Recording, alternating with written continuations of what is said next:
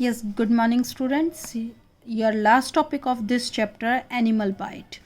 Dog और a cat bite. अब dog के और कैट के काटने से आपको क्या प्रॉब्लम आ जाती है वो आज हम रीड करेंगे. The saliva of a dog and और a cat may carry rabies virus. अब इस जो डॉग के माउथ के अंदर स्लाइवा होता है उससे क्या कॉज हो सकता है, rabies virus. So wash the wound thoroughly with soap and a water and put an antiseptic cream.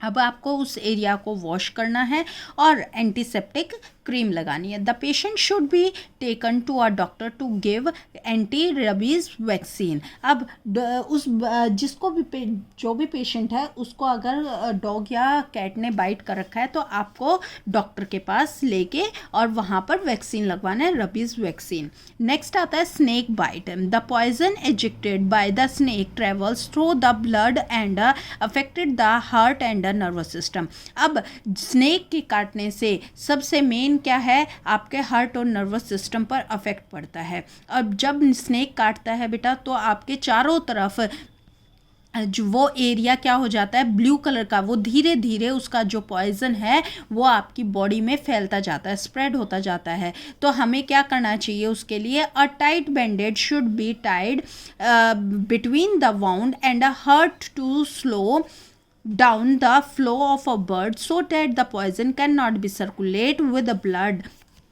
अब देखिए आपके सामने ये हैंड है, हैंड में अब सपोज करो यहाँ पे आपको स्नेक ने बाइट कर लिया तो आपको इस एरिया पर कोई भी टाइट रिबन या कुछ भी समथिंग आपको बांध देना चाहिए ताकि आपका जो ब्लड सर्कुलेशन होता है वो सर्कुलेशन धीरे धीरे हो, जिससे कि आपकी क्या हो, ब्लड सर्कुलेशन धीरे होगा तो आपका वो पॉइजन भी आगे स्प्रेड नहीं होगा.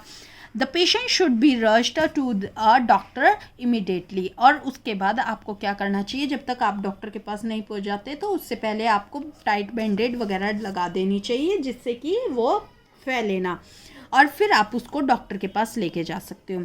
लास्ट आता है आपका broken bones and a sprain. Broken bones का मतलब बोन्स का टूटना और स्प्रेन होती है मोच. अ क्रैक और a break in the bone is called a fracture. अब अगर कोई भी बोन टूट जाती है तो हम उसे क्या बोलते हैं, fracture. If you think a bone is broken do not a move. अब अगर आपकी बोन टूट जाती है तो आप मूव नहीं कर पाते that part of the body. In case a bone in the hand is a broken. अगर आपके हाथ की हड्डी टूट जाती है तो मेक अ स्लिंग. यानी स्लिंग का मतलब होता है बेटा आप अपने गले में एक रस्सी कह सकते हो या आप चुन्नी लेके और अपने हाथ को होल्ड करने के लिए उसको सपोर्ट दे सकते हैं, जैसे इस बच्चे ने दे रखा है. ठीक है, using a triangular piece of a cloth. देखो ये ट्रायंगुलर शेप में ही है ना आपका, तो ये स्लिंग बोलते हैं हम इसे. This will give a spot to arm and prevent movement. अब आपको उससे आर्म को स्पॉट मिलेगी और बचाव रहेगा मूवमेंट से भी. Take the patient to the doctor, और डॉक्टर के पास जाना चाहिए. A sprain is a twist in the ankle और अ रिस्ट. अगर आपके पैर में या आपके कलाई में मोच आ जाती है तो द जॉइंट स्वेल अप. अब वो पार्ट क्या हो जाता है, जो स्वेल आ जाती है, सूजन आ जाती है और बहुत ज़्यादा पेन करता है. And elastic bandage can be wrapped around the joint to prevent it from a moving. और आपको उस जॉइंट पर इलास्टिक बैंडेज यानी ये इस टाइप की जिसको आप गरम पट्टी बोलते हो तो वो बाद में यूज़ करनी चाहिए, वो आपको यूज़ करनी चाहिए. soak the sprained joint in a cold water or the first day. अब जब आपको मोच आ जाती है तो आपको क्या करना है कि आपको फर्स्ट डे आपको कोल्ड वाटर में डालना है. Second day it can be socked warm water. तो आपको नेक्स्ट डे किस में डालना है, वार्म वाटर में 2 और 3 टाइम्स. ठीक है, this will help it to heat. और जिसके कारण आपके उस पैर को या आपके रिस्ट को क्या मिलेगी, हीट मिलेगी. सम मसल्स रिलैक्सेंट ऑर्नामेंट्स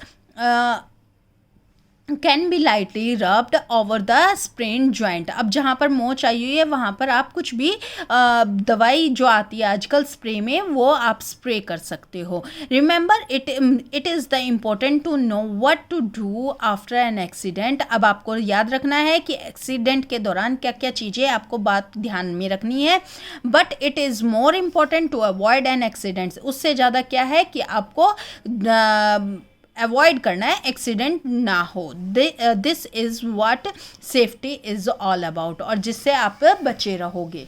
ये आपका टॉपिक ख़त्म हो गया है बेटा। Thank you and have a nice day.